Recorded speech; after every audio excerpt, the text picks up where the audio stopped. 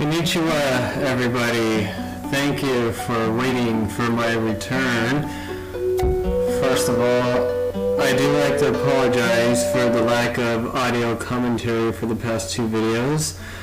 There's something happening with that I just couldn't figure out with my microphone, and I have to turn to an alternative method, and I am hoping that there isn't too much staticky noise.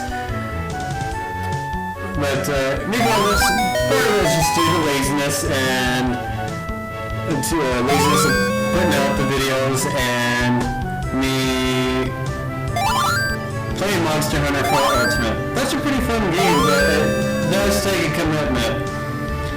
But we're back, and I'm going to try and be more diligent about posting this series, because I have all the videos done, I just need to actually post them. But, okay, so back on topic. We saw we get those brand new items from, brand new items by showing Link the Potion of Bravery, and now you get to see me restock on items. So you get to see me head back to Fortress number 7. And can you guess what Fortress number 7 is? If you've watched the first game, you guessed correctly.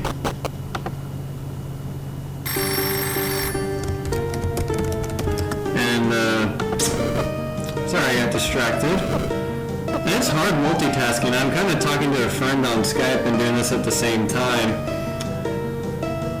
But I really wanted to get this video out as soon as possible with audio commentary.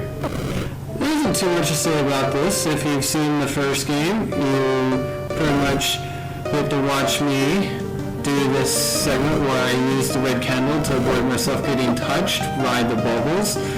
There's a little bit of luck involved, because if the bubbles they move completely random. If they move in the incorrect direction, we get hit. And you see the bubbleable wall on the right, which I actually didn't notice was there until just now. You use your bombs to blow up those walls to make little checkpoints. And if you get hit by the bubbles, you can't use your bombs to reach your checkpoint. So, victory dance. Boom, boom, boom, boom, boom, boom, boom. Victory music is from Legacy of the Wizard when you beat the game.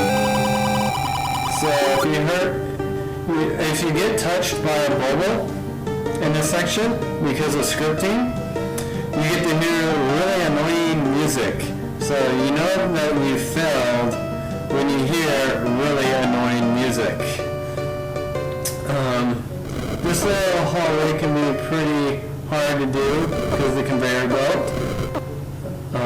You do have to be pretty on top of your fire maintenance. And yeah, these next few rooms are pretty wide, and it is possible to do these rooms without the red candle, but with the red candle, it just makes it that much easier.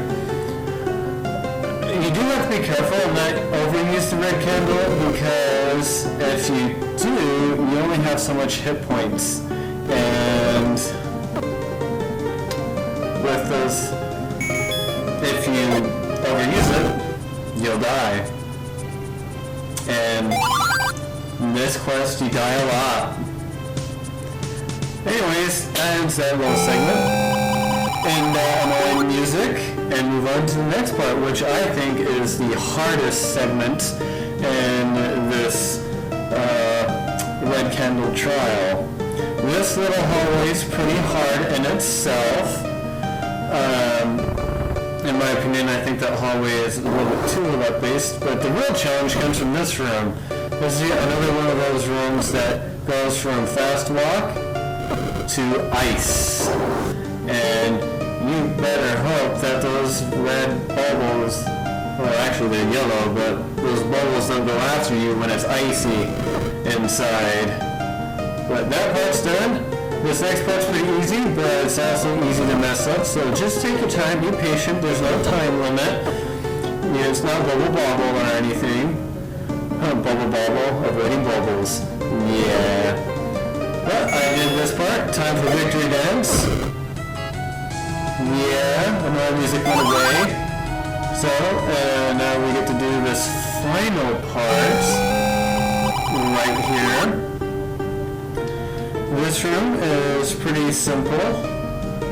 In fact, you don't really need the red candle for this part, as you just see right there. And this room is pretty much the exact same room as this room was pretty much recycled from the first game, if I remember right. So if you've done it once, you can do it again.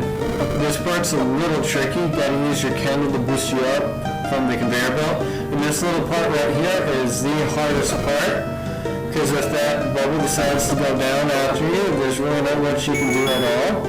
But we did this final part. Victory dance. And as I was trying to go through my stuff, I realized I'm 1 coin short of going with that ball on the right side. I just had to walk all the way around over again to do this little boss segment. So in this part, you watched my first Liberation of Firewall game. This is the copy-paste, pretty much, of that segment. Now, I wanted to add on that I don't know if people will agree with me or not, but I actually consider the red candle, after my experiences with Liberation of Firewall, I consider the red candle to be one of the most powerful items in Zelda Classic, even rivaling the red ring, because let's say I'm fighting a scripted boss and I have the red ring on, and he does an attack that can take 10 hearts away from me. But then I can use the candle to make myself temporarily invulnerable to avoid the attack entirely. I'm sure with scripting you can get past that, but it works for a lot of things. Oh, this part, I finally got my fire boomerang. I like to throw my magic boomerang out to watch it change color. Instead of having a fire boomerang have flame, it gets to see it have little blue sparkles behind it for that one instant. But anyways, that ends this part. Again, thank you for being patient with me. You guys, have a good night.